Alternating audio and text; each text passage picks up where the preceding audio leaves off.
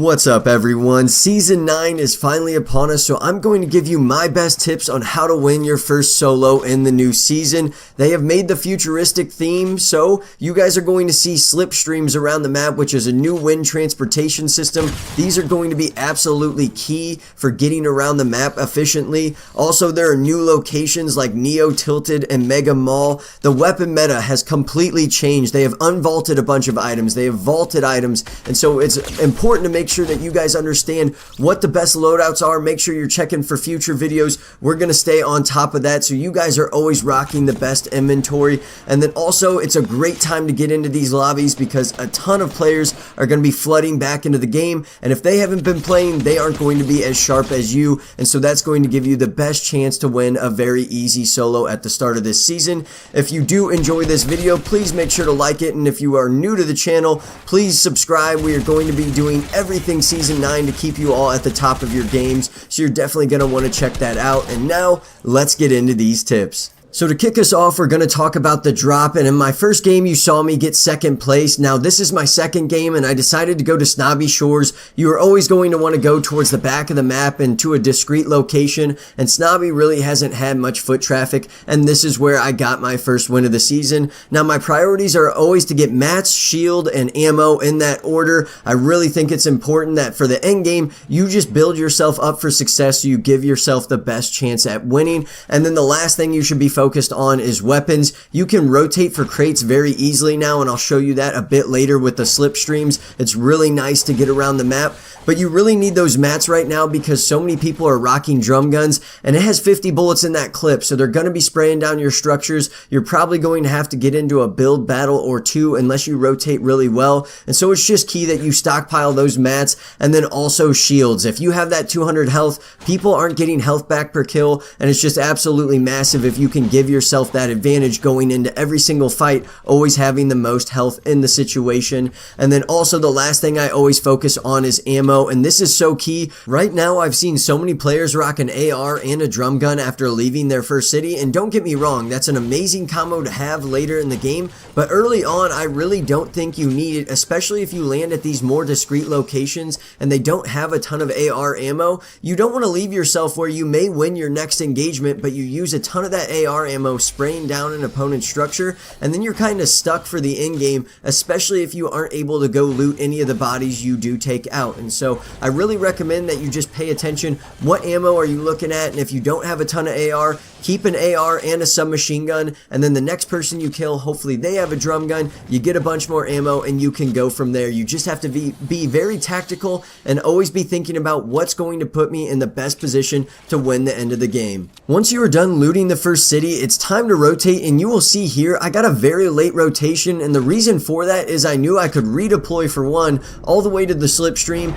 and this thing is so useful, and it's important that you guys kind of get down where the slipstream goes. I mean, you can constantly check the map during games, but you can also practice around in it in LTMs. I think it's just a good piece to kind of understand, okay, where's the slipstream and how late can I rotate in certain zones. So right here you will see I land, and there's a player in front of me and also a player coming in behind me, and the first thing I always do in these fights is get high ground. I absolutely love having height. It's just the most advantageous position, and also if two people are down below, they're more likely to fight each other before fighting you. And I will do a questionable move here once I finally do locate both of these players. I do go down and take one of them out because I was just like, you know what, I've got to instigate this fight. The time's ticking and I need to get to the next zone. Now one of the problems I've been facing at the start of this season is utilizing the new shotgun. Now that they have vaulted the pump, you kind of have to get into LTMs or creatives and start practicing with the new shotgun if you want to start hitting your shots. I was so uncomfortable with the new shotgun, I literally put it away and just sprayed that guy down with the drum gun. So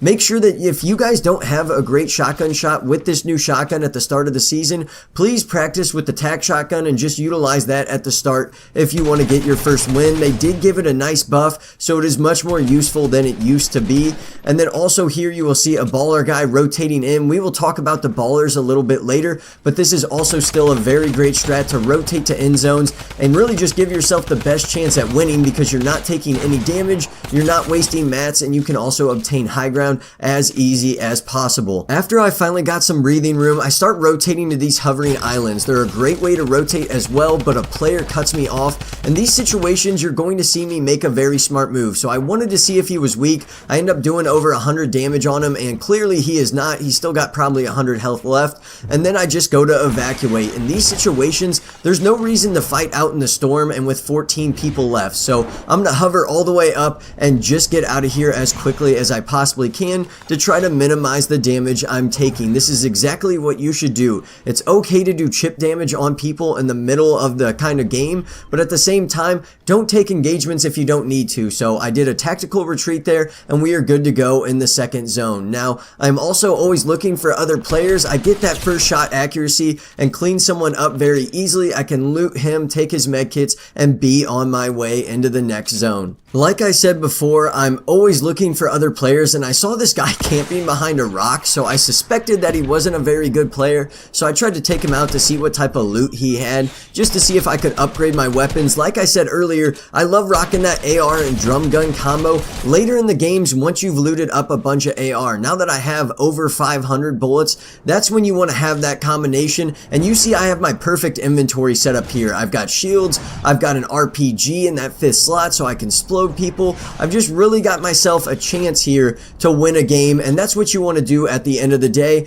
And then I'm always looking for height once I reach that top 10, so I take the hover all the way up, and now I am just chilling and looking to do chip damage the rest of the game until this circle forces my way out. And the great thing about this is you can just hover and rotate into whatever zone you need to. Now, one of the problems with this is there are 4 ways for people to glide up, and so there are multiple options for them to try to sneak up on you and take the high ground from you. So that is something that you always have to be on the lookout for, and you will see a player try to do it right now. Now, like I said, I am really rusty, so you will see me making some boneheaded plays, but the drum gun is really a weapon that allows you to make mistakes and still be alright. So I absolutely melt that guy, and now I am just going to try to ding somebody else, and I make a mistake here. I take a snipe. That is not what you want to do, and I also realized I didn't have a campfire, so I am stuck at 100 health for the rest of the game. This is a very tough situation to be in, but we are going to do our best to make it work, continuing to have that high ground, doing chip damage on people, and just making life hard for the rest of the lobby.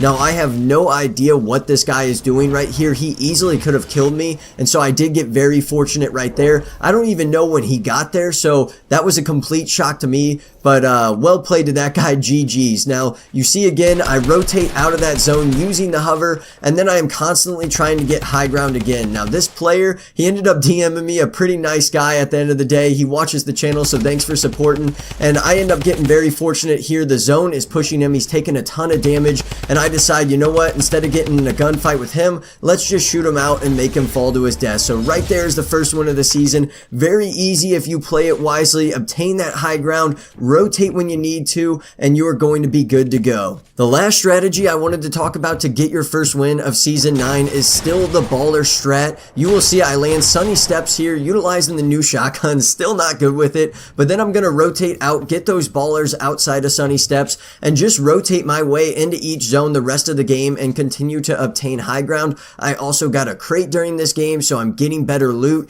utilizing that rotation, and then I get up top here. I'm always going for that high ground, and I can just rain rockets down above without really having any chance of taking damage unless somebody snipes me, which is always a risk. So I probably should have built there, but you know, you live and learn. And right there, I pick up that easy elim. I can then rotate in with my baller, get all of their mats, and then rotate out immediately. I told you guys you should always get as many mats as possible. I did get a second place already this season because I didn't have enough mats and I got sniped. So please always be pushing for those mats. You can never have too many. And then as always, get that high ground at the end game, scout around, and always third party. At the very end of this game, you're going to see 2 guys start to fight it out, and I had absolutely no problem just spraying them down with a white AR, not even a scar, and I picked up 2 easy elims for a dub. And I know you all can do the exact same things, and if you play enough solos, you're gonna find yourself in lobbies where you find yourself in the exact same situation. So get after it, guys, and good luck in Season 9